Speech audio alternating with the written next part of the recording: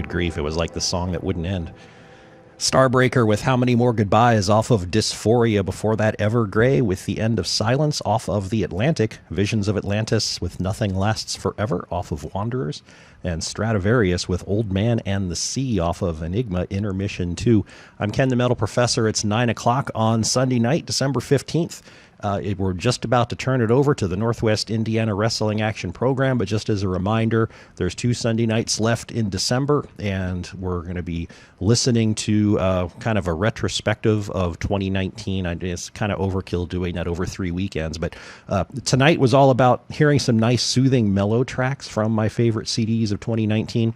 Next week, I'm actually going to just kind of sample all the good stuff that came out in 2019. It'll be a 2-hour show, and I'll conclude with my 10 favorite new releases from 2019. And then on the 29th, I'll do my top 10 songs of 2019, which may or may not come from my favorite CDs, because some CDs might have a really good song on it, and then everything else stinks. You never know. But for now, it's time for the Northwest Indiana Wrestling Action Program. I am excited that X-Calibur is in the room. So how you doing? Thank you, sir. I thank you, sir. It's a privilege to be on the radio. Thank you. It's a privilege to have you here. I'm glad you're able to make it, and everything sounds good. And yes. All right. We will go ahead and get this underway. Your insubordination will not be tolerated.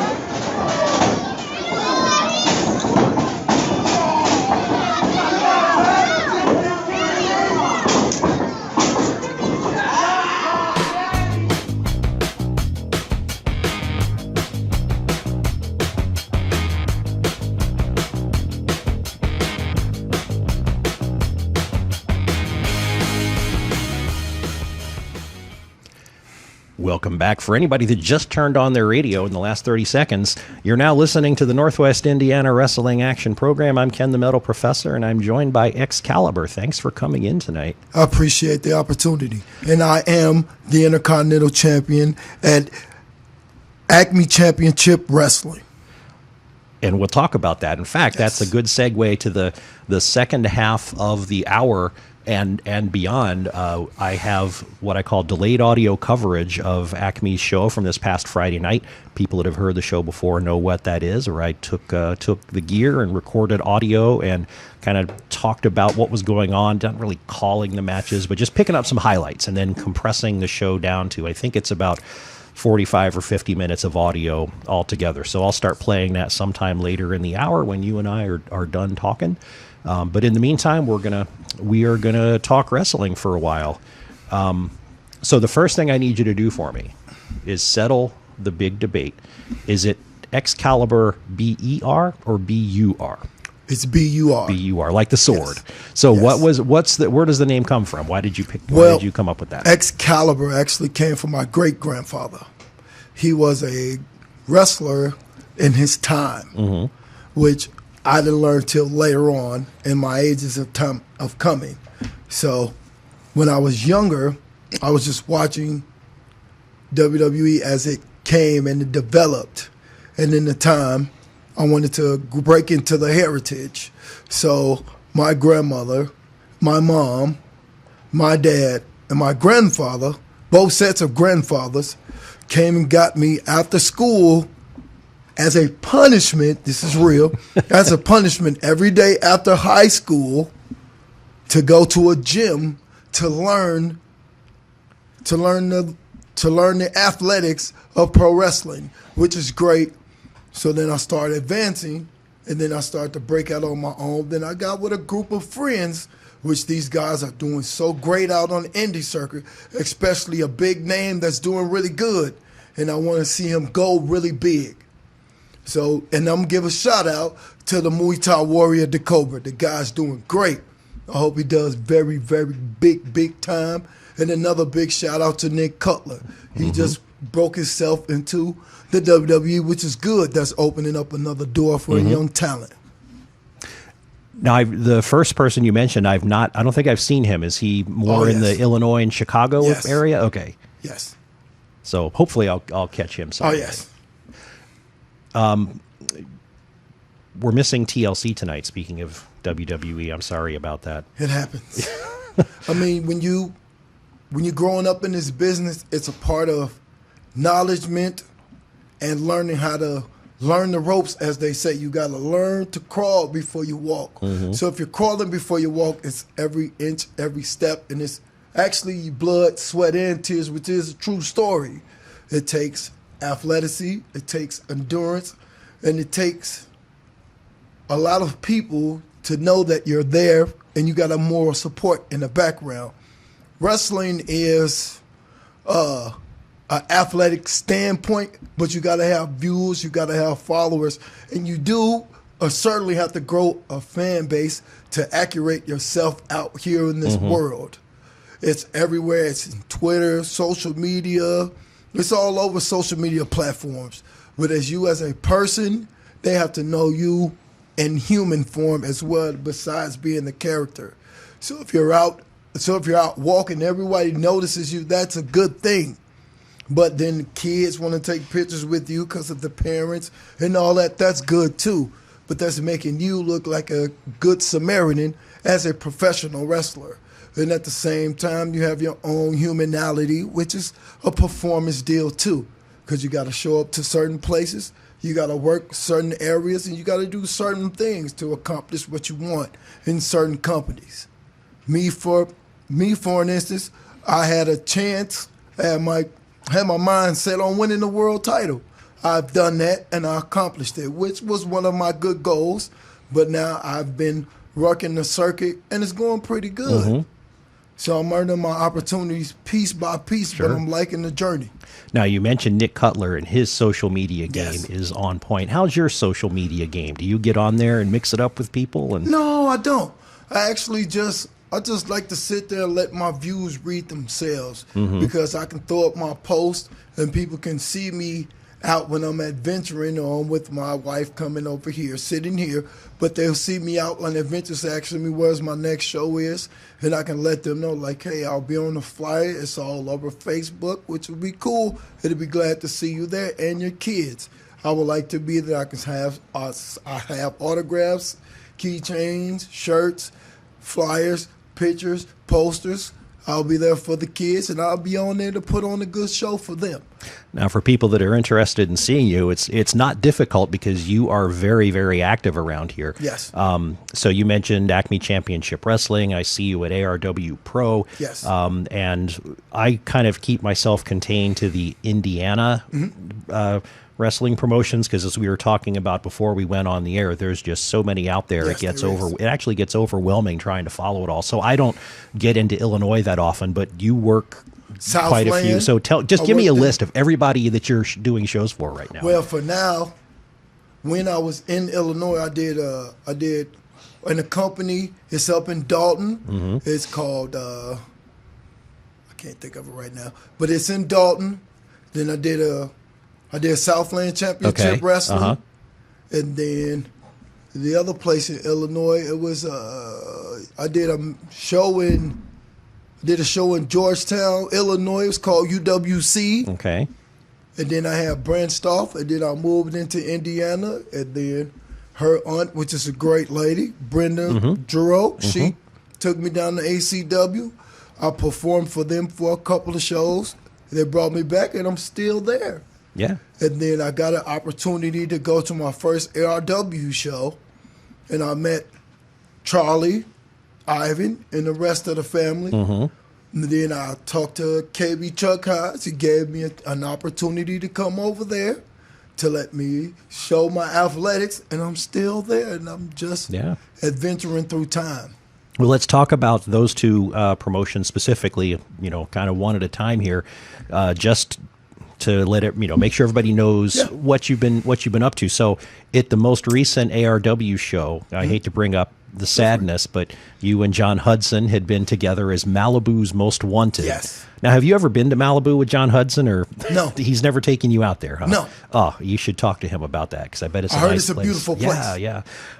So you were actually the ARW tag champs. Yes. For a while. Yes. And then how long were you the tag champs for? Do you remember? It was almost a year.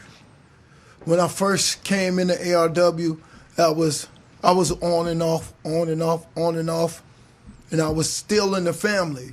So we broke into a sequence where I had my own opportunity to stay with them or venture out on my own. So, and it's another shout out going to the prodigy, Dakota Boyer. He gave me an opportunity at the Indiana State Championship, which it was a great battle. We was on and off. We went through about 3 or 4 segments. I came out on top as champion. I was running for a while. And another shout out going to Dave, the flawless one, which is cool. We went into a ongoing storyline battle, which was great. Me and him traded the title back and forth, back and forth, back and forth, back and forth. Then I actually held the Indiana State title for 9 months. I lost it to Dave. I won it back. I held it for another 9 months. Wow. Which was great. And then I had my big breakout moment when I had a fatal 4-way match for the Indiana State title that helped me move up my ratings a little bit, which was cool at ARW. Then I wound up losing it, which was fine. I had no problems with that. But in the same night, which was very interesting, I just lost, which was cool. I didn't mind because championships, how it works in this industry, they come and they go, and they come back to you when they feel that it's assertive for you to have it again, which is great. I like working for promotions that works like that because it's around the clock and they got to have people to fit these parts. Wrestling is very, very interesting. And that night, after I lost, I went to the back and I was about to get dressed. You know how you got to get dressed after your match is over to wait. And then I was like, hey, what are you doing? I'm about to put on my clothes. Because you know how you, after you're done performing, you want to get yourself relaxed to get ready to go home to be comfortable. Yeah. So I was like, well, you might just want to lace up your boots. I said, okay, that's no problem. So I walked out by myself. And then the other music, I was like, well, what's going on? So I'm in the middle of the ring. Then John Hudson music plays. His music plays. And then I was like, okay, this should be interesting. So we went into a match. We wound up winning the tag titles after I lost the Indiana State title when he lost his match the same day. And then we wound up winning the tag titles in the main event. And I think that was it. I was there. I think that was it. That was one of those big high school shows, wasn't it? Yes. One of the fundraisers that they do. Which it was pretty great. And we held on to them for a while. And then then I left. After that show, I had ACW the next day. It was the following Saturday. And then I won the IC title. That's what it is. I went over to Project Revolution in Dalton. I went over to Project Revolution Wrestling. Big shouts out to them. They helped me come up with my performance as a character. They showed me a lot of ability. And then I went over there with another wrestler, which is a great guy, John Stretch, he works for EPW and a lot of companies. He's been a champion in certain companies too. Shouts out to him. And I went over there with him, and we won the tag titles over there. So I kind of got on me a little gold rush, and it was cool. I kind of like that. But I'm still IC champion right now. I don't have a tag title with ARW. I don't have a tag title in Project Revolution, which is great. But I'm looking up at my abilities, and my abilities are getting better in my performance. And I just think that I'm just here to accomplish more, but I just got to absorb through time. It's how you move and how you finesse with people to get you in these places. And it's, how did they state that? It's not what you know, it's who you know. So in this business, it's who you know, not what you know. And it's all about skills, your assessments, and your drive time, and how passionate you are in this business. That's what it's about. Wrestling is about passion. It's just not a sport. It's a delivery. It's delivery and passion. And to them, as a performer, to fans, women, men, and children, you are their highlight reel, because you're the guy that opens up their minds for them to expect something to give them a motion picture. That's why I was cool with being tag partners with John Hudson, because to us, these people are they're like, we're creating a movie for them. So we're like the extras in this movie. Wrestling is a big platform of movies. In the ARW setting, when you and John were in a match recently, I think it was at Black and Blue Wednesday, right before Thanksgiving, with the SCW team with Hunter Payne on it. And then I'm drawing a blank on the names of the sharpshooters. Okay, they're the ones that eventually won those. They were a lot of fun to watch. Good young guys. Good young guys. They still got a lot. But they have great poise. They got great passion. I can see them guys going a long way to do big things. ARW and SCW have been going at it for a while and, kind of invading each other's turf. Now, you said you've worked at SCW for a while, and you also work for ARW. So SCW, whose side are you on? SCW was my first outbreak into the business besides Project Revolution Wrestling. SCW put me on a platform to where I could perform at my own rate, and then I could just work slow, fast, to give the fans a bird's eye view of what I am and what I can do. And then I worked over there for a while. Then I went over to ARW. I didn't trade on anyone because I was still a free, you know how wrestlers are free agents. To some of them, they're free agents. They're not in one company and you remain with this company. To some, it's a free contract to certain guys.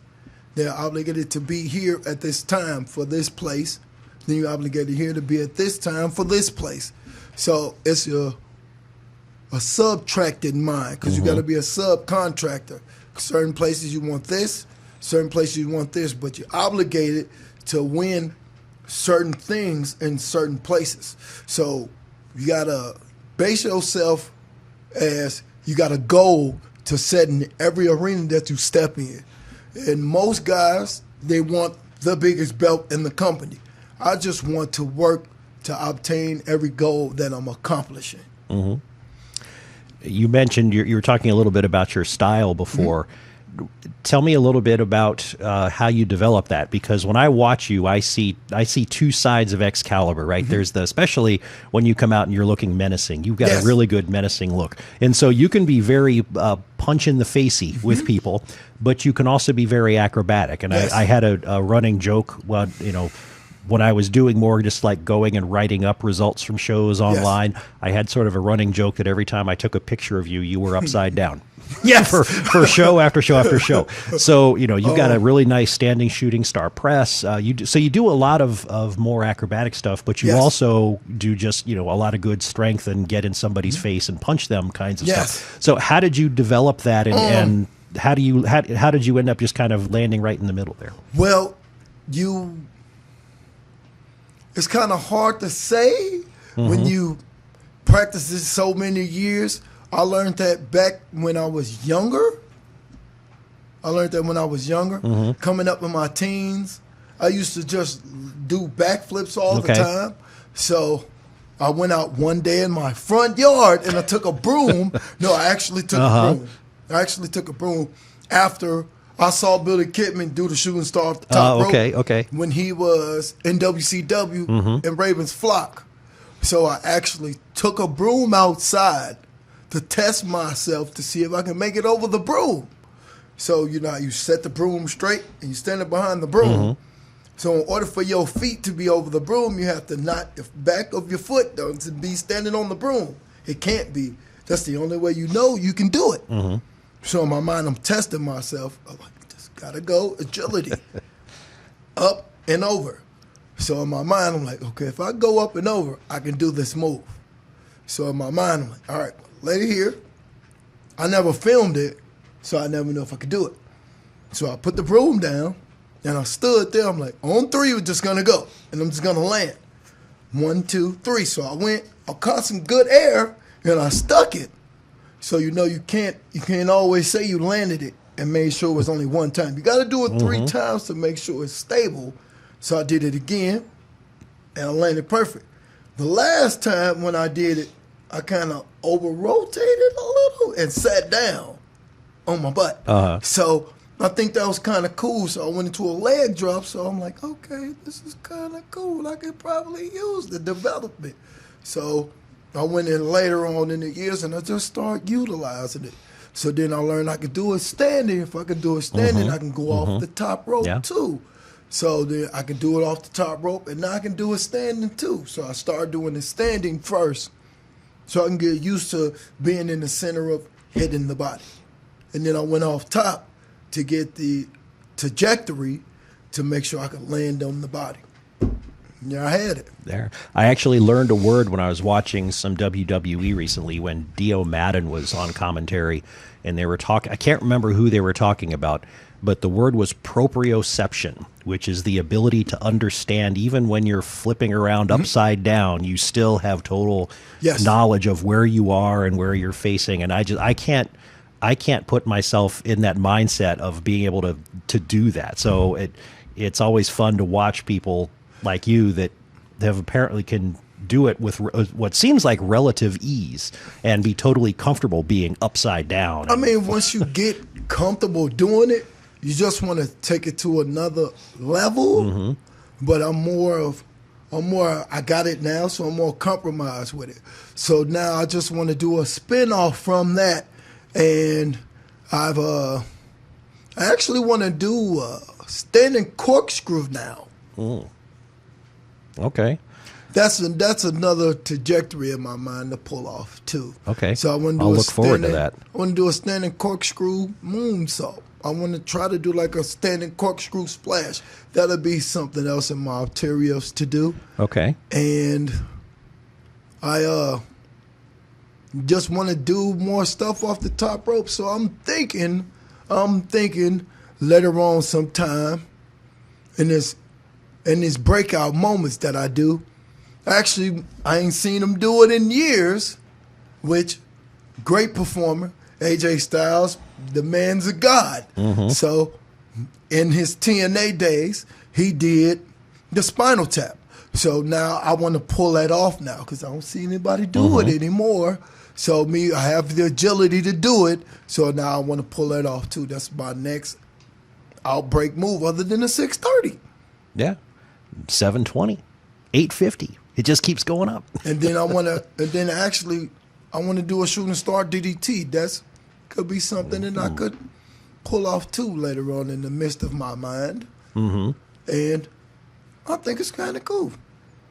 So my mother had an interesting question for me, which is still dabbles my mind. What makes you, this is for everybody, what makes you want to be in this business if you don't have blood, sweat, and tears for this business? So my answer was, Mom, I need this so I can be somebody else.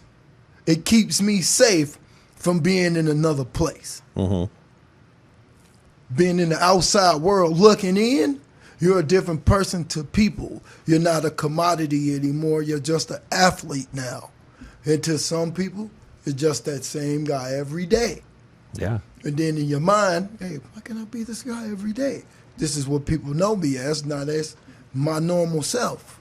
So when I'm around my family members and my friends, they don't call me Matthew, they call me X, which I like that too. And that helps my professionalism because it meets a standard. Yeah. To me, I like that. It's another signature for me. So that makes a bird's eye view that helps me to open up to different things. It's always fun to watch people kind of flip that switch going into work mode versus just sitting around, Family Guy mode or whatever it is. And it was kind of funny when you were leaving the ACW show Friday. I think you were still hyped up from that match, and you came out with this big grin on your face, and you said, "I love doing this. I get to go in here and beat people up." You do. I mean, you do. It was like the happiest I'd seen you for days. I mean, you do. When you do wrestling shows, you have fun, but your adrenaline's still rolling. But you love this business. And the great thing about it is that there's kids that inspired you, and you have your own children that inspires other kids to say, hey, my dad's doing this, Your dad's pretty cool too. So why can't you be a superhero to other children? Speaking of ACW, went at this show Friday night, which actually we've been at this almost a half an hour now. So pretty soon I'm going to switch over to the audio coverage of that, and one of the things people will hear is a little bit of your match with TK0. Okay. That was the Intercontinental Yes. ACW Intercontinental title holder. Yes. Is there anybody that you need to talk some trash about? That No, okay. Really, there's a great group of guys, and we all sit back and we all have fun, and we just work out different spectrums of how our characters are developing in the background.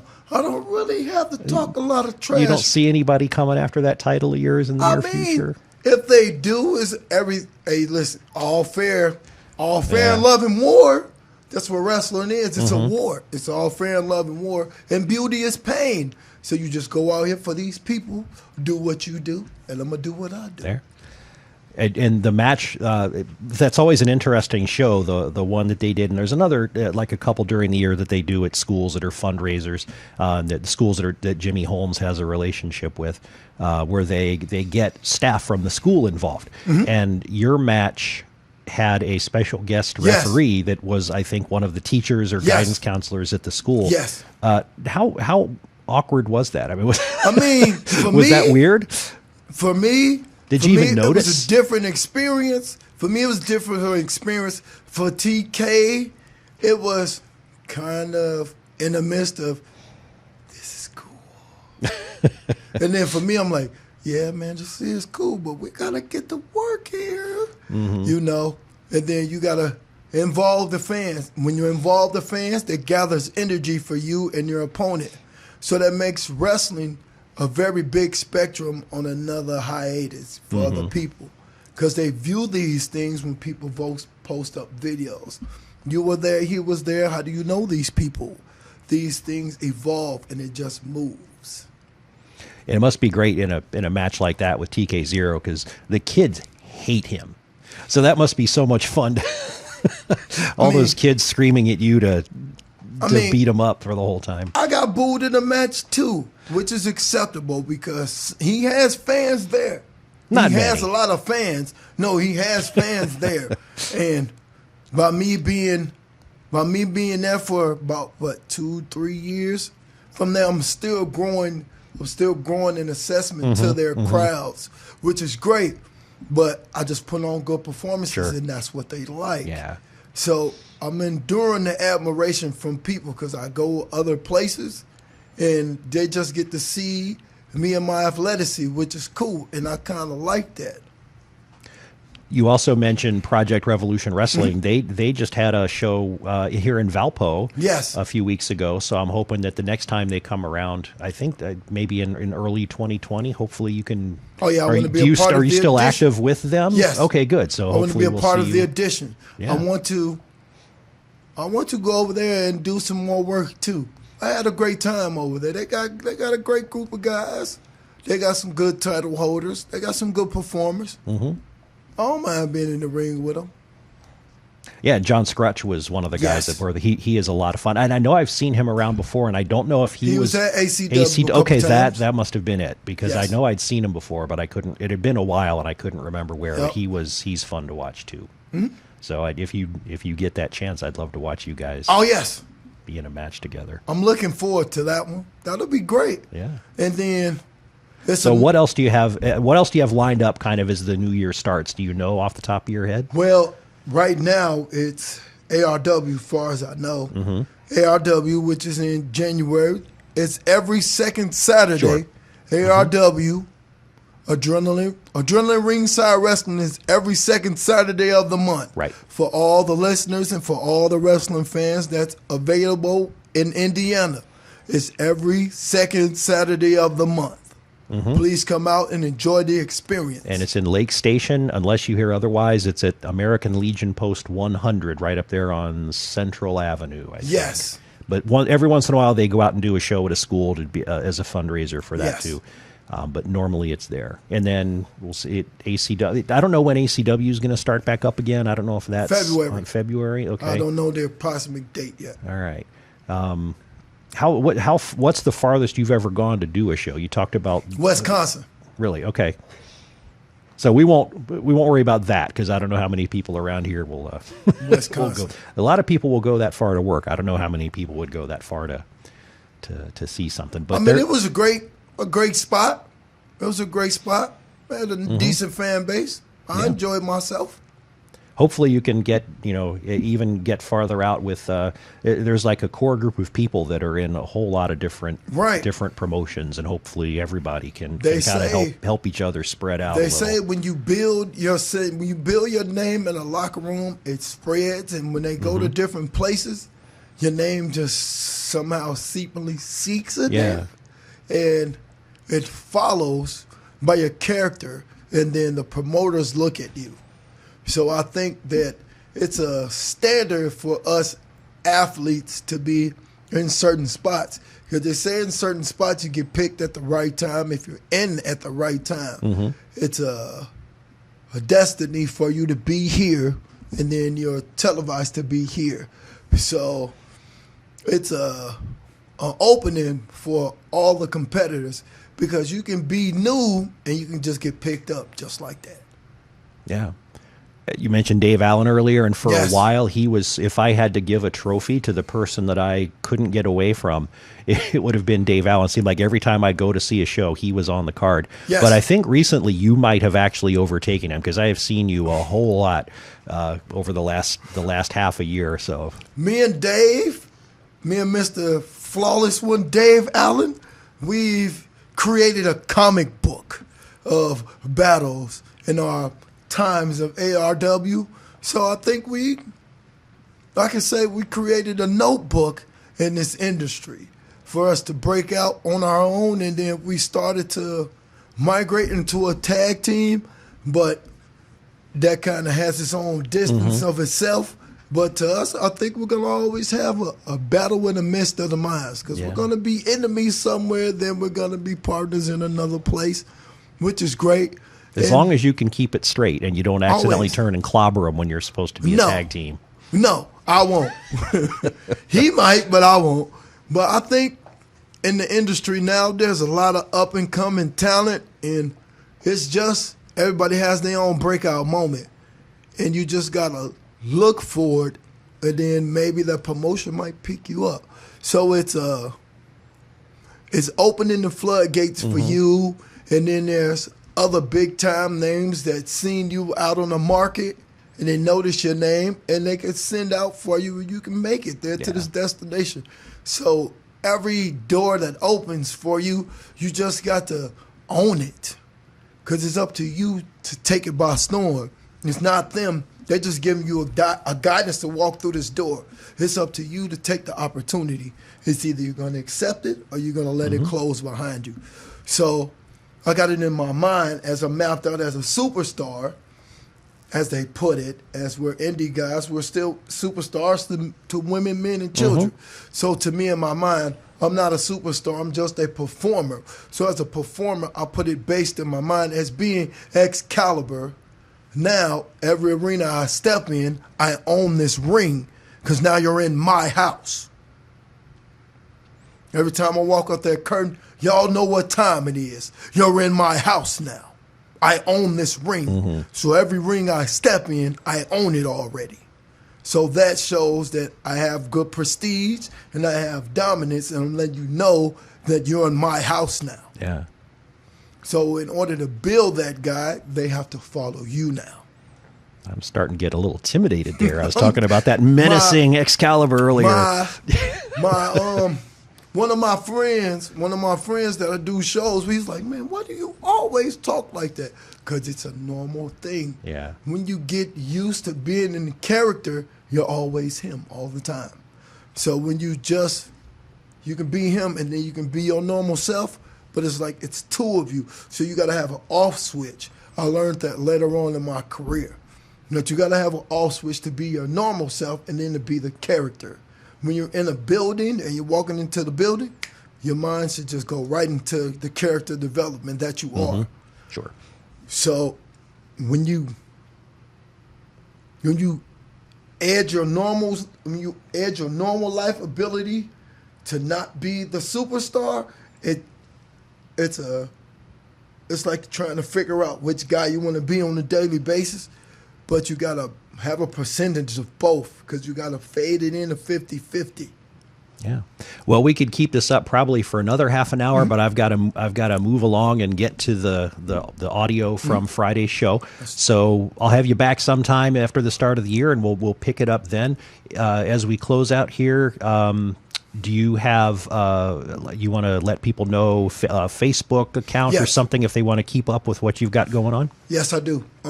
Fans, if you're looking for me, I have my own wrestling page. You can find me on Facebook under X-Calibur. B-U-R. X-CALIBUR on Facebook. Please like my page so I can be in your town, in your area, putting on great shows for the fans. And I will bid y'all a good night and good wrestling. All right. Thanks for coming in. One of the things folks are going to hear again is your, a little bit out of your match with TK0. We'll get some, get a sense of all the annoying things that TK0 does and what you had. I like to tease TK0. He's been in here several times, so I'm just picking on him. Thank you very much for coming in. It was good to talk to you for a while. And I appreciate we'll the wrestling do it again. talk. Yeah. I love the inspiration and acknowledgement that people are going to listen to this and they're going to feed into the value, and they might write back and figure out what's going on and how wrestling stories develop. Yeah. I appreciate the opportunity to be in on the radio. All right. So just a little bit of business here. I'm going to play delayed audio coverage of Winter Warfare 7. Yes. From ACME Championship Wrestling that took place 2 nights ago in Roselawn at Lincoln Elementary School. Next Sunday night, I will be going down to Crawfordsville to do delayed coverage of NGW, New Generation Wrestling's year-end closeout show down there. So my Sunday night show is probably going to be pre-recorded because I can't be down in Crawfordsville or on my way back and here at the same time. And then that will air on the 29th. And also, either on the 29th or the week after, I'm going to do a year-end wrap-up and just kind of go through all the regional promotions and list their title holders and see what's going on as the new year comes around. So thanks again for coming out. For those of you sticking around for the audio, this is ACME Championship Wrestling Show, bits and pieces of it from Friday night. The first half will go about half an hour, and then the second half will be about 20 minutes of audio after that. Happy Rusev Day, everybody. It is Friday the 13th of December. This is Ken the Metal Professor, and I am on site at Lincoln Elementary School in Roselawn for ACME Championship Wrestling's Winter Warfare. The show is about to start. The lights just went down, and they're educating the crowd by broadcasting some footage of previous events up on a big wall so that folks can see what happened at previous shows and pick up on the stories, which is a pretty good idea. All right, wrestling fans, let's make some noise! The ring announcer Chris Guzman getting the show off to a start. Let's get up on our feet and start this evening the right way. Gentlemen, kindly remove your caps. Let's look at Old Glory. For the pledge of our nation's national anthem. All right. Well, we are going to get started right now. We're going to start with our very first matchup of the evening. If you are ready, make some noise, Lincoln Elementary. Let us know that you are ready for the first match of the night.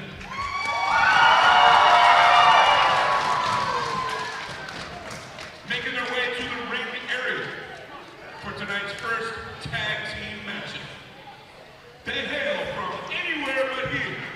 They weigh a whole stinking lot, and they are known as the Wild Ones. The Wild Ones, hailing from anywhere but here and weighing a whole stinking lot, according to Chris Guzman. As is normal with these shows at elementary schools, you're going to hear a lot of kids screaming in the background. And my table is set up right next to some bleachers where kids are jumping down off the edge to run over to the concession stand. So you're probably going to hear lots of thuds as they hit the floor. I mean, their feet hit the floor, not their whole bodies. At least we hope.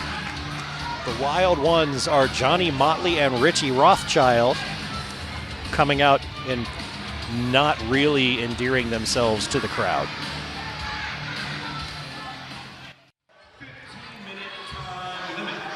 The opponents for the Wild Ones are Top Guns, Ace, and Highball.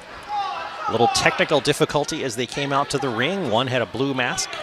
The other one had a kind of a pinkish mask. I believe Ace is the larger one. I can never keep this straight. I should actually write it down, and then I would know the next time. Also, Highball went backstage to change masks, and instead of coming out with a blue mask to match his partner, he's wearing Crimson Dynamo's mask. I don't know that that's an improvement, but it's what happened. And there's the opening bell. We've got Ace starting against Richie Rothschild. And again, that's with me making my guess that Ace is the larger one, since I can never remember.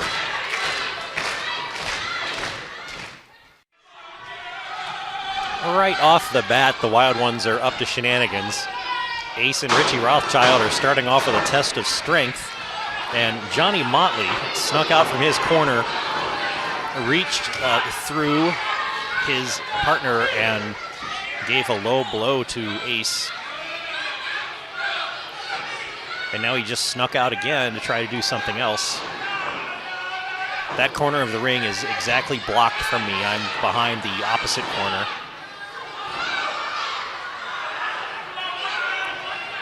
So now Highball and Johnny Motley are having a face-to-face standoff under the legs of the two guys in the test of strength. And the result is Richie Rothschild getting dropped onto Johnny Motley.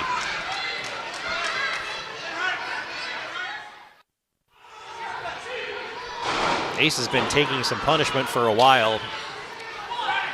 He managed to knock down Richie Rothschild and almost got to his corner, but Johnny Motley came in and stopped him from doing that. And now Rothschild and Motley are having a little bit of two-on-one time.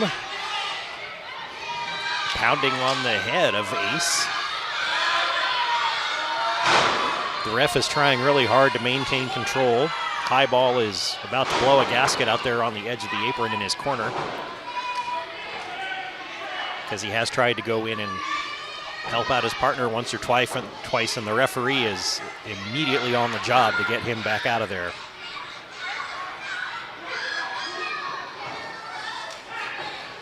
Rothschild's dragging the body of Ace back into his own corner so that he can slingshot his head into the turnbuckle, and then Johnny Motley comes in with an elbow drop.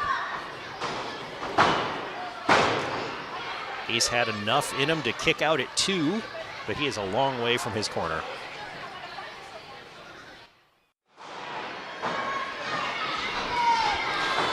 Ace was finally able to make a tag to his partner. His partner knocks down Motley, elbow splash onto Rothschild, elbow into the face of Motley. Instead of letting his partner rest in the corner, he's made Ace come back out into the ring. He's spinning Motley around in an airplane spin. Ace is standing by, and now a double slingshot, throwing Motley across to the opposite corner into Richie Rothschild. And a double whip around so that Highball gets slingshotted into Richie Rothschild. Body slam onto Rothschild, and then Highball wants to come off the top corner, but Motley knocked him down. And now Motley is disposed of Ace on the outside of the ring, so Rothschild and Motley are alone with Highball in the ring.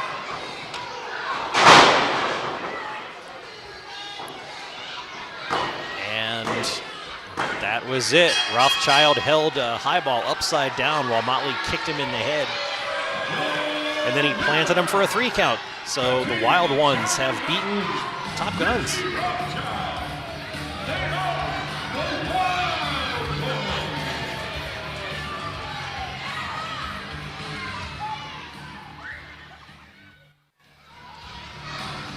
Personally, I blame the mask issue. These are trained professionals, and any change to their normal operating procedure can throw them off their game.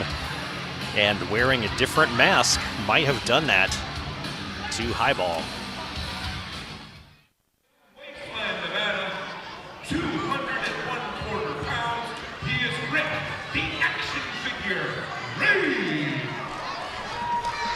The second match is also going to be a tag team match.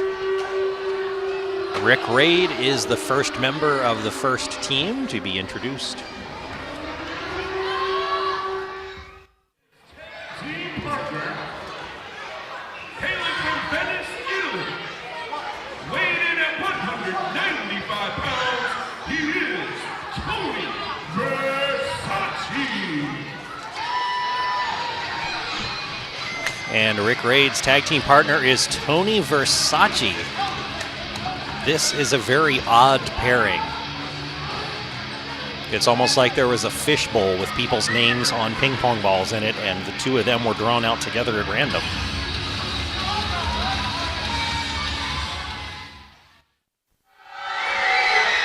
Rick Raid is trying to get the crowd to cheer for Tony Versace, but it's having the opposite effect. Making his way to the ring area, hailing from Chicago, Illinois, 6'2", 230 pounds, he is Cujo. Cujo is the first member of the team opposing Rick Raid and Tony Versace. And we'll see if his partner is also a strange pairing.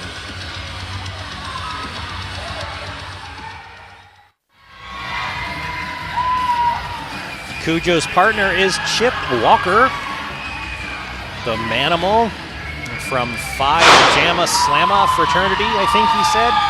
I remember him from the last ACW show at the DeMont Boxing Club. It was his first ACW match, and he put on a good show, so I'm looking forward to this. He was announced as being a graduate of Lincoln Elementary School. He's wearing a Lincoln Elementary shirt, which was tight enough he needs help from the referee to get it over his head. No word on a high school diploma, but, you know, if he was in the fraternity Phi Slamma Gamma or Jamma Slamma or whatever that was, I'm guessing it's a good sign.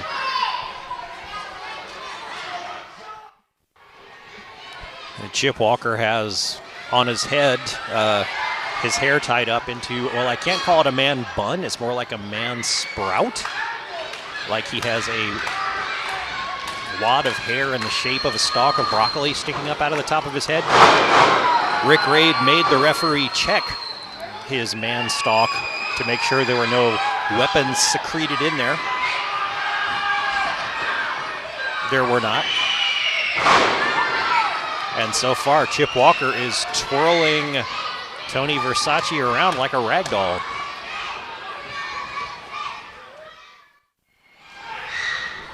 Several minutes into the match, finally Rick Raid gets the tag in.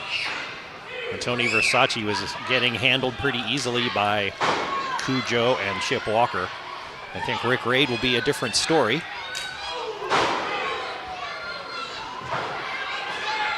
He's about to pick up Walker and slam him, so listen for the sound. There it was.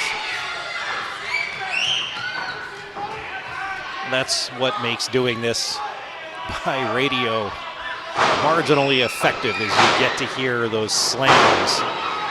And that one, he just threw him down by his hair. That noise is Cujo stomping the mat on the apron to try to get the crowd worked up.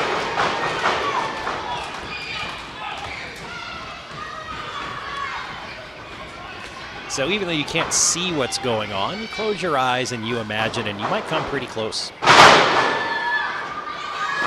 It's a gut-wrench suplex by Rick Raid onto Chip Walker, which is not an easy task because Chip Walker is not a small person.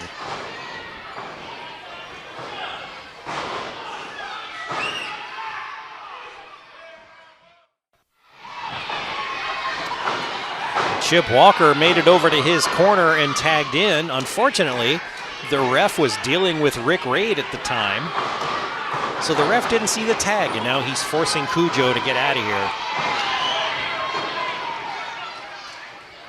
And in the meantime, Rick Raid and Tony Versace enjoyed, half a minute of double teaming.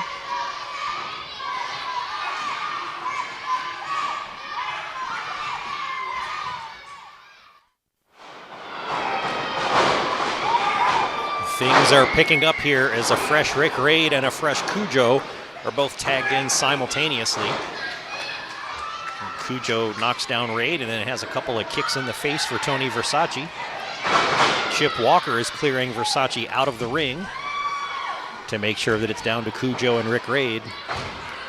Cujo is watching his partner with his back to the ring, and Rick Raid is about to take advantage of that.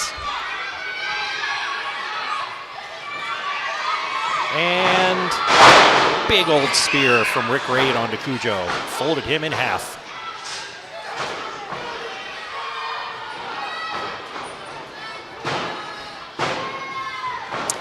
And he kicked out.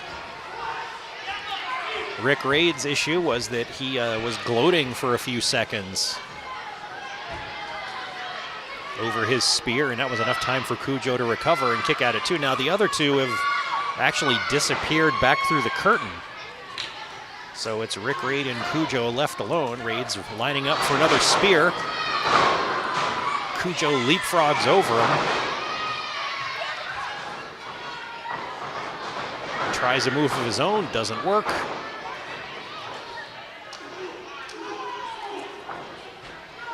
Each of them is trying to grab into the other one to hit a move, but they're both escaping. Until Rick Raid caught Cujo with a blow.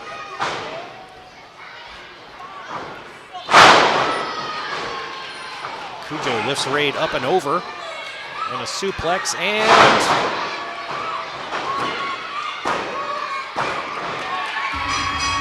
a twisting slam puts Rick Raid down for the 3. And Cujo, well, I guess the match is going to go in the books to Cujo and his partner Chip Walker, but Chip Walker had disappeared, so, oh, no, there he is. He's crawled back. All right, so he can have credit for that, too.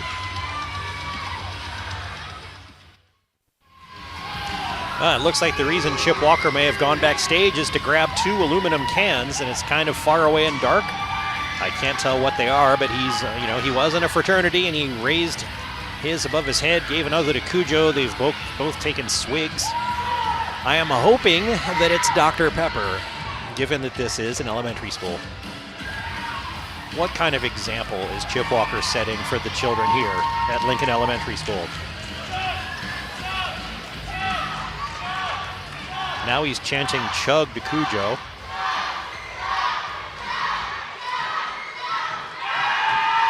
And Cujo does it. I'm trying to see the can. It's dark brown.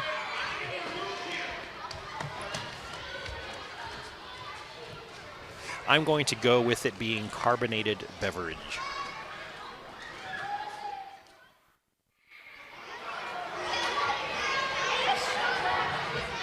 We have a very special guest tonight who's going to be working as our special guest referee for this 3rd matchup. She's from right here at Lincoln School. Please welcome Miss O'Connor.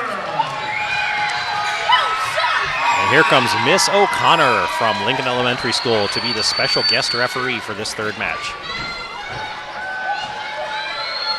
She's not even wearing a zebra stripe shirt.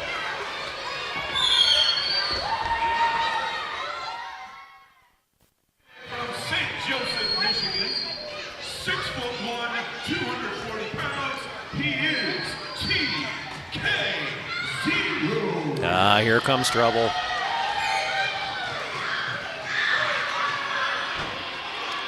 TK0 was announced as coming to the ring area. I'm assuming he's going to get in the actual ring.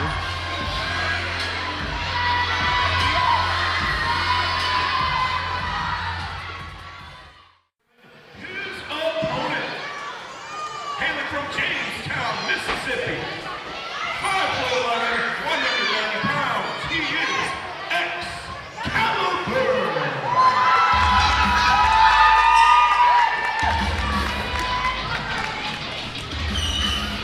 X-Calibur is announced next to the ring. Not quite sure why Miss O'Connor is the guest referee for this match. Maybe we'll find out.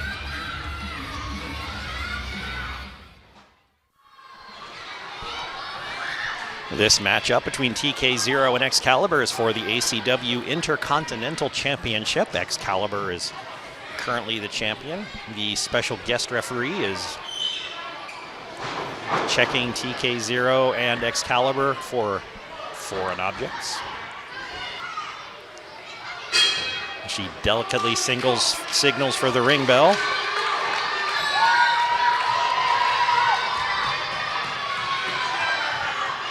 Having a special guest referee in a TK0 match could be trouble because she's going to need to be on the ball.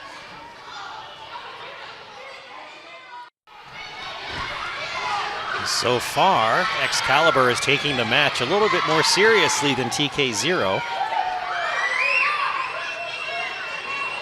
TK often approaches his matches with sort of a suave disinterest for a little bit. X-Calibur is definitely being the aggressor. He has TK0 outside the ring, just kicked him in the gut. And now he slammed him back on the apron to roll him into the ring.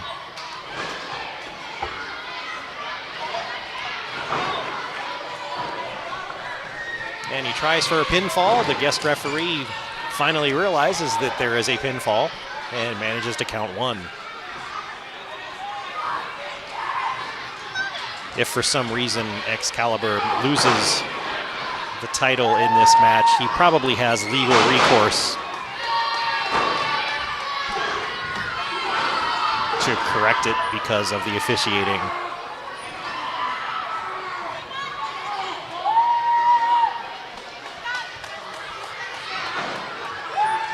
The referee was just trying to count to three while X-Calibur was actually underneath the ropes. Fortunately, she stopped.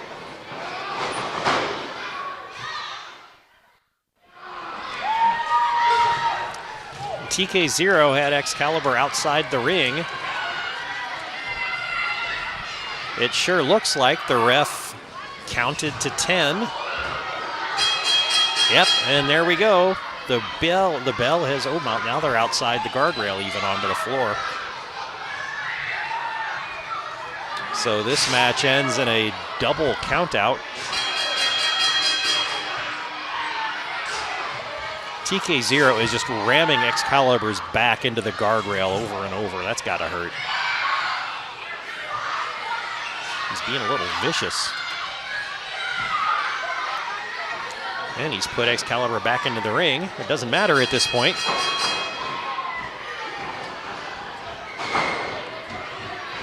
Oh, now he's got X-Calibur in his Dragon Sleeper. The referee was about to count a pinfall again. But she's forced TK to break the hold as she smiles about it.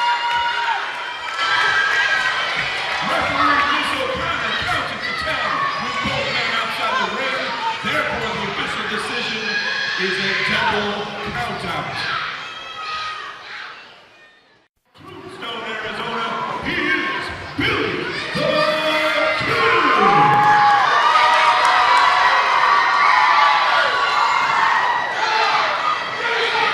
And here's a hailing from Indianapolis, Indiana, weighing in at 240 pounds. He is Thomas the Benjamin Keith, also known as TBK.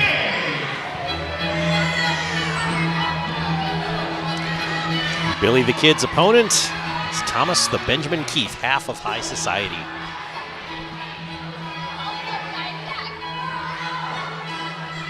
All in all, Billy the Kid would rather be taking on Brentley Alexander Dawson for the Tough Man title, but Dawson is still dodging him. Oh no, Keith has a microphone.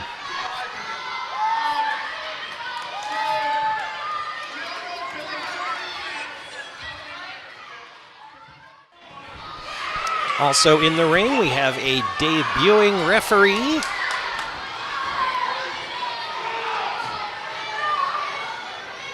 Reffing her first match at ACW. I think her first match ever.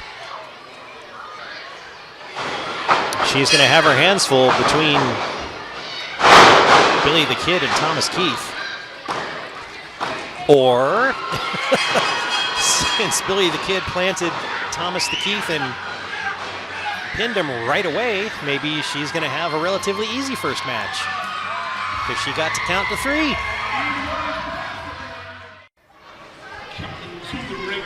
Next up is an actual tough man title match. Jake Roan, the first participant. And coming out next will be Brentley Alexander Dawson.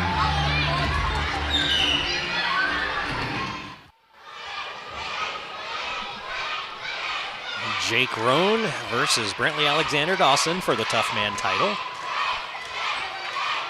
Each of them was accompanied to the ring by a representative of Lincoln Elementary School, one of the teachers. We'll see if the teachers display the same general attitude as their dance partner here. In particular, I'm interested to see if Brentley Alexander Dawson has trained his partner in the art of shenanigans. So far, Jake Roan has been handling Brentley Alexander Dawson pretty well. The problem is that this is the tough man title. This is a no disqualification scenario, and at any second, Brentley could flip that switch and turn things to his advantage. Jake Roan is treating it like a sort of a regular wrestling match. In fact, once when he was in a hold, he went to the ropes and grabbed the rope, and the referee rightly told him, "Sorry, I can't break that hold for you." Oh, there we go. Yes, that was it. Brentley Alexander Dawson has trained his partner well. She grabbed Jake Roan's foot from outside the ring, which allowed Dawson to come in and take advantage.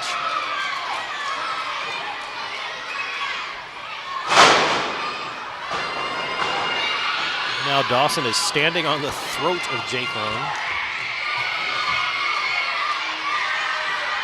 And that's what I was talking about. One split second changed the dynamic of the match entirely because of that no DQ scenario.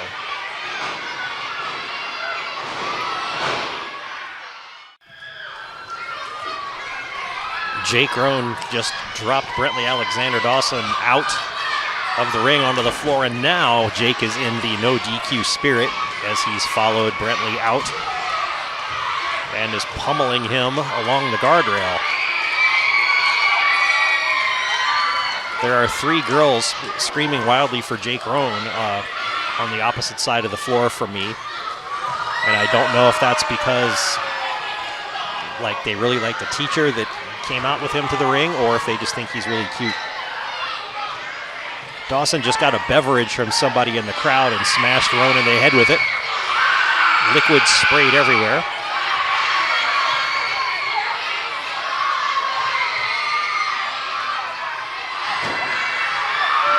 And now he's slamming Roan's head into the ring apron.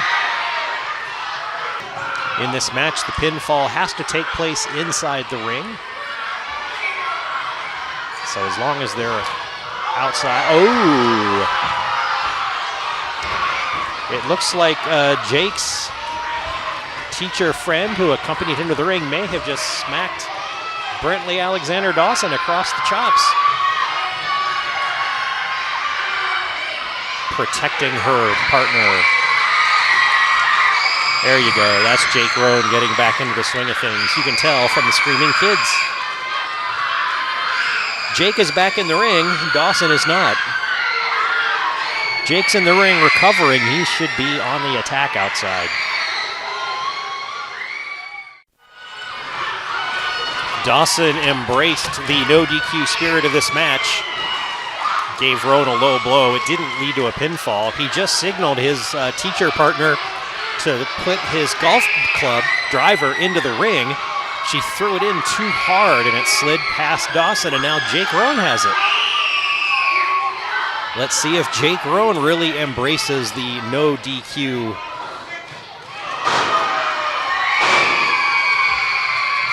Yeah, he has. He threw the driver in the air so that Dawson would reach up to catch it, And while Dawson was reaching up into the air, Roan slipped off his belt, his own belt, and whipped Dawson a couple of times with it. But after all that, only a 2 count.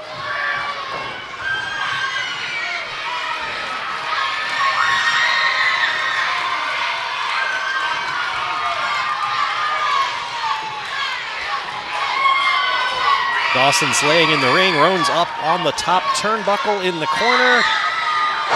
Oh, he was going for an elbow drop, but Dawson moved out of the way.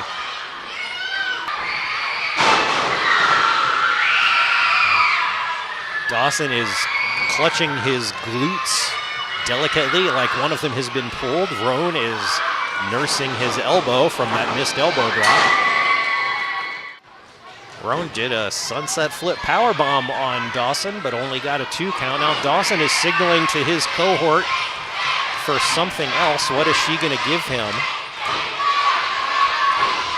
A chain that he's rolled around his knuckles? He's even showing it to the ref because the ref can't do anything about it.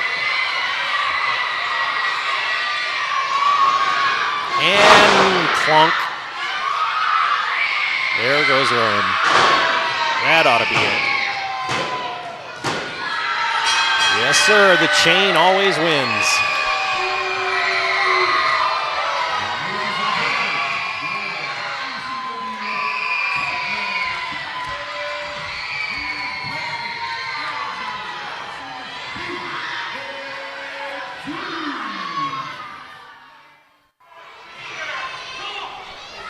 Now the match is over.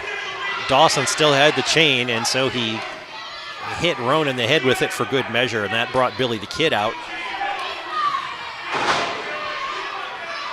He's running Dawson away. Dawson continuing to dodge Billy the Kid and not allow him to have a match for the Tough Man title.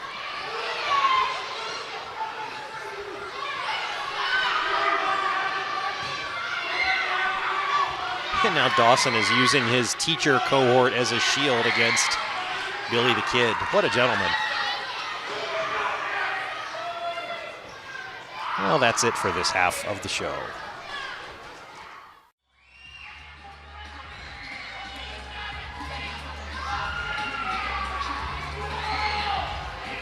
You may be able to hear the shouting in the background. That's Jeremy Hadley. He's out here for his ACW championship match against the current champion.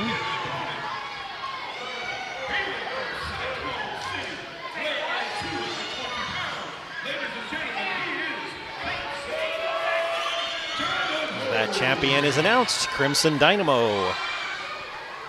The problem with intermission is that it's when all the kids finally really get away from their seats and start running around the gym and being crazy and doing things like slamming into my table where all my equipment is. And I think one of the reasons that the concession stand didn't even make it to intermission before they were out of everything except candy and drinks, which means the only thing all of these kids can eat right now is sugar. They can eat chocolate bars and they can drink sodas. And they are in a confined space. Ugh.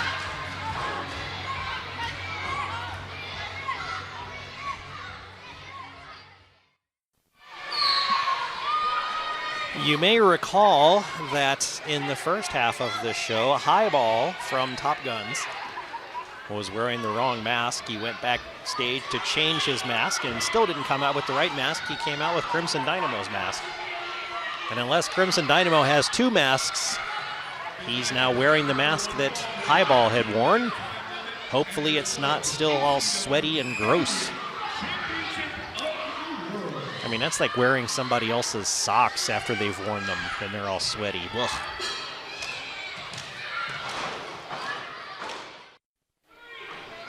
The match has gone back and forth a few times. Right now, Jeremy Hadley is finishing sitting on top of Crimson Dynamo and punching him in the head.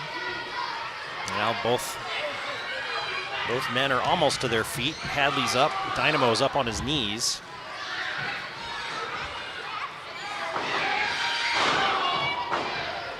got a knee to the gut of Hadley and a big suplex.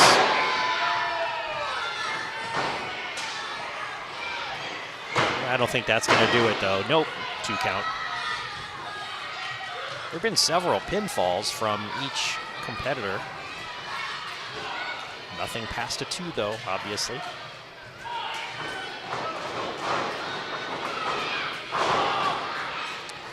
Dynamo just telegraphed that he was ready for a backdrop as Hadley came off the ropes, and so Hadley was able to stop in time and knee him in the head. And pinfall, and no. So that sequence, high impact move, attempted pinfall, 2 count, has been the story of the match so far.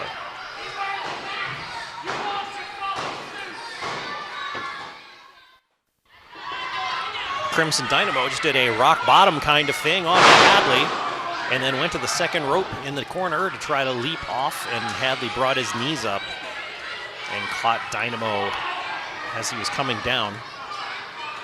So now both men are just rolling around on the mat wishing the other one would go away.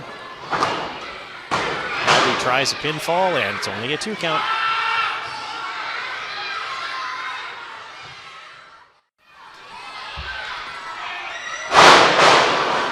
Yikes. Hadley had Crimson Dynamo up on the top turnbuckle and attempted a Frankensteiner. And once Hadley got up with his legs on Dynamo's shoulders, Dynamo stopped him and then just jumped forward and planted Hadley right into the center of the ring.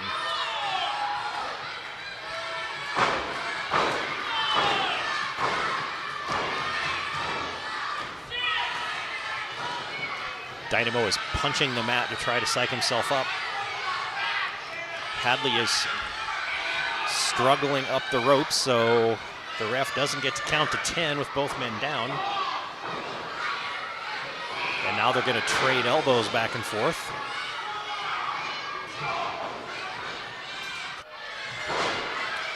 After trading a few elbows, Crimson Dynamo nailed Hadley with an enziguri.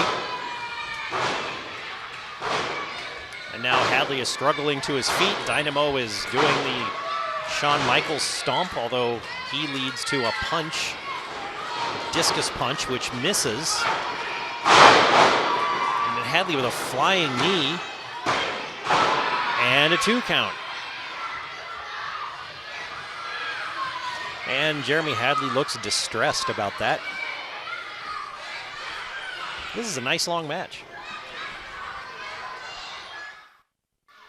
Hadley signaling one more time for the flying kick. Oh, but this time Dynamo catches him with his discus Dynamo punch. He's pinning Hadley, but Hadley is close to the ropes. Oh yeah, and he got his foot up on that bottom rope just in time. I should go get some of those beverages from Chip Walker from the first half of the show and take a drink every time there's a 2 count. Hadley is grabbing onto the referee for support while he's standing up. Dynamo comes over to see what's going on, and Hadley gave him a reverse donkey kick right in the no-nos. Now he's rolling Dynamo over, and that's only a 2 count.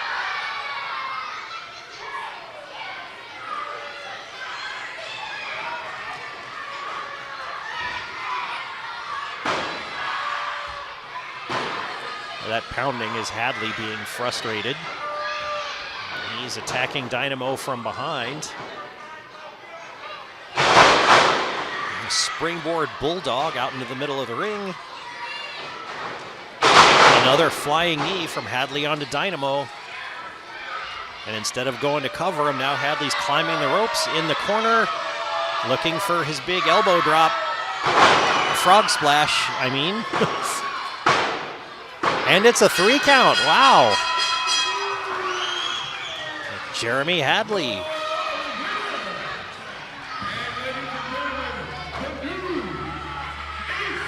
And if you heard Chris Guzman, the new ACW heavyweight champion.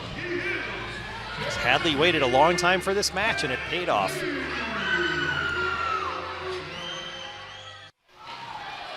And for what I think is the second to last match, we have the finals in the ACW Tag Team Tournament.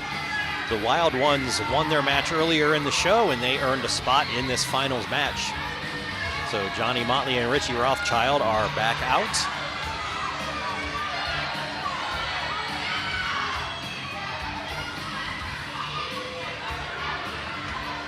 And they pick up where they left off in terms of antagonizing the crowd.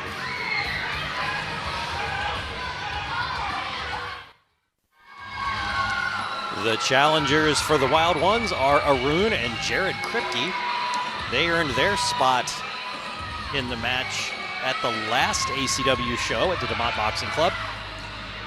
And of course, right off the bat, a little bit of advantage goes to them because they're fresh, whereas the Wild Ones already wrestled a match earlier tonight.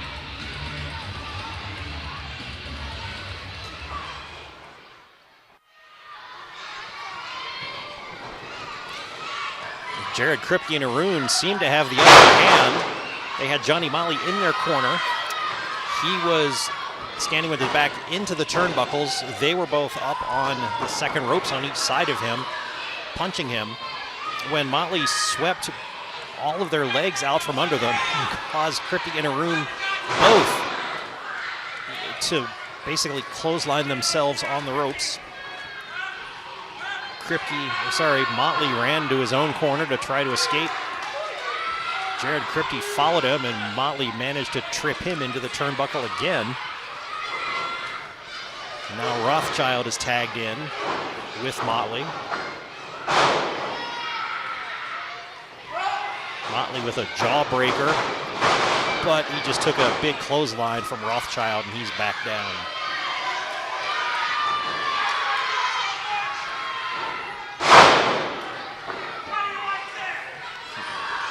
Rothschild with a senton right onto Kripke's midsection. 2 counts.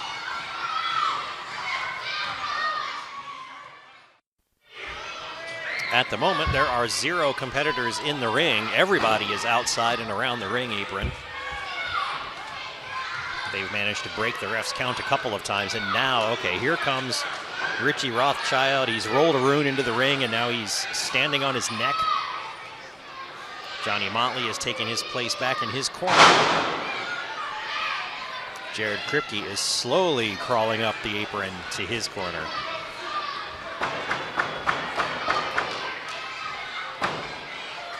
So a big flurry of, well, illegal activity outside the ring on the part of both teams. Rothschild has Arun up. He's holding him upside down in the middle of a body shot, and then Motley helps him finish it.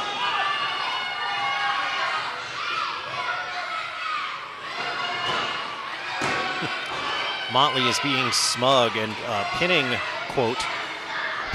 Arun by holding one finger down on his chest. And of course, Arun kicked out of that.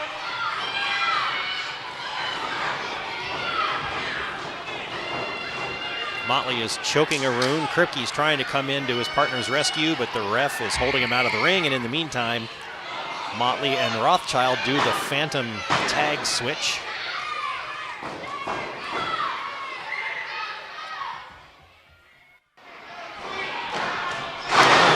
We have an interloper on the outside of the ring. Eric Young from High Society came out and attacked Jared Kripke outside the ring, leaving Arun to his own devices, and he is the victim of a pinfall.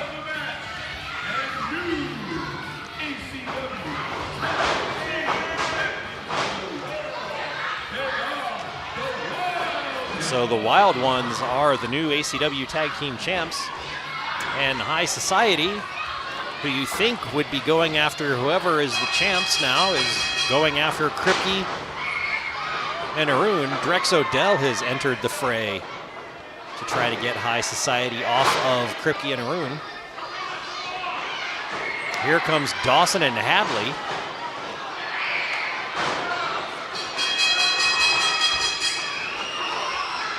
And here comes Cujo.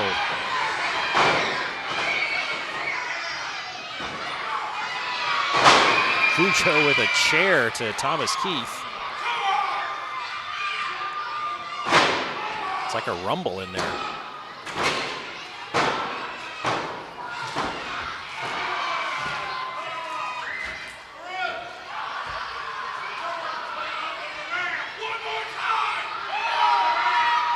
Arun and Kripke are holding up Thomas Keith while Cujo awaits with the chair. Right on the back of Thomas Keith. Hadley and the others are protesting from outside the ring, but are not getting in the ring to join Cujo in his chair. Kripke, Arun, Drex Odell in a cluster of three. Cujo kind of standing by himself. Arun tries to give Cujo some props for helping out. Oh, look at that. Cujo and Drex Odell are having peace with each other. They've been sort of agitating each other over the recent weeks, but at least for now, things appear cool between them.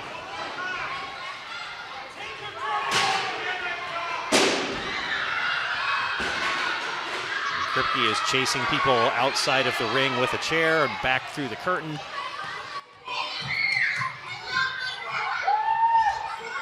Young Bunny, you're not done yet. There's a man here all these children have been itching to see all night long, and he's tired of you running rampant. Mr. Kuzma, you have it. I couldn't understand that. Maybe when I get back and can amplify the recording, it'll come out better, but Drex Odell had words for Young Money and High Society. Thomas Keith is still laying lifeless in the ring. Young Money is pacing the ring. Meanwhile, the ring announcer and the ref for the next match are getting in there trying to keep business moving along. Well, maybe High Society's involved in this next match.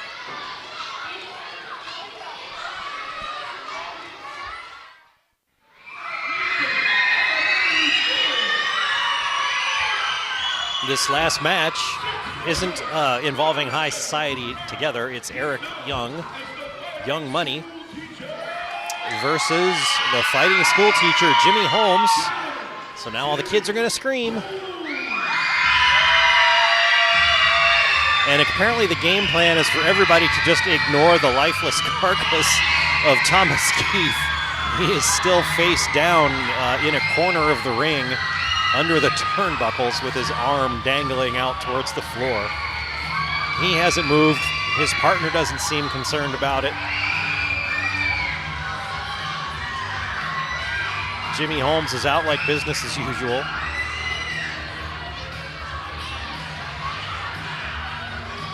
Maybe he's a guest ring post or something.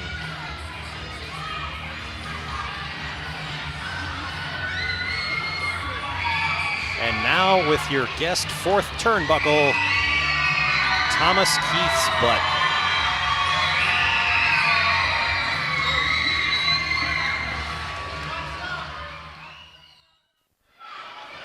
At the last ACW show, it's a DeMott Boxing Club. It was Jimmy Holmes against Dave Allen, and it was actually a boxing match. This, I think, is theoretically a straight-up wrestling match, although Young Money looks like he wants to spar with Holmes.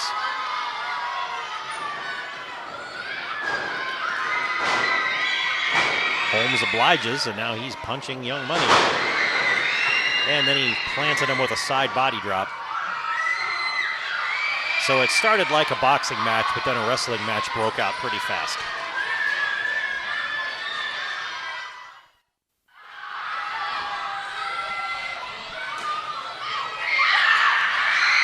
So ACW's brand new ref is in charge of this match. Young Money, who had taken off his wrist strap and was choking Jimmy Holmes. So the ref went over to interfere, and he turned around and shoved her down to the mat. That was uncalled for. And instead of disqualifying him, she's letting the match go on, although she is counting him and Jimmy Holmes out because they are now outside the ring. Young Money grabbed a chair and whacked Holmes with it.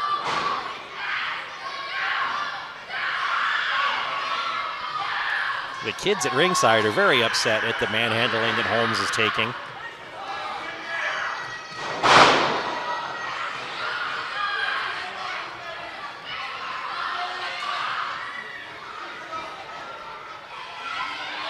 One girl looks ready to leap over the guardrail and go to his defense. Oh, now Thomas Keith has finally come to, so Holmes has slugged him a couple of times for good measure. Maybe this is a no DQ match.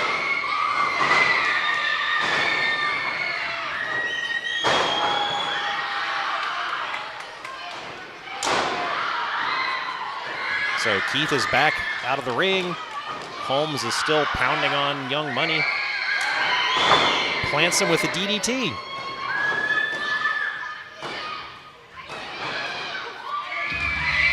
And there's a 3 count.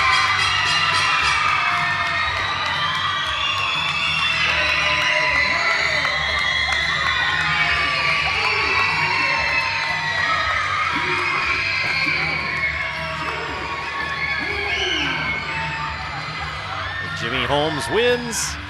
The kids are happy.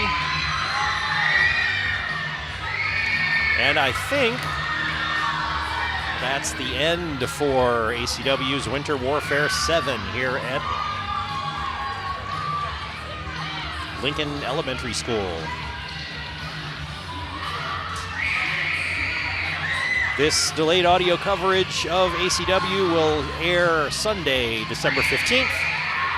And then the following Sunday, December 22nd, I will be doing delayed audio coverage of a new generation wrestling event in Crawfordsville. So I may have to pre-record the actual show for Sunday night. And then that NGW coverage would air the following Sunday, the 29th. I will also be doing a musical wrap-up for 2019 over the next few weeks on mostly metal, so I hope you tune in for that.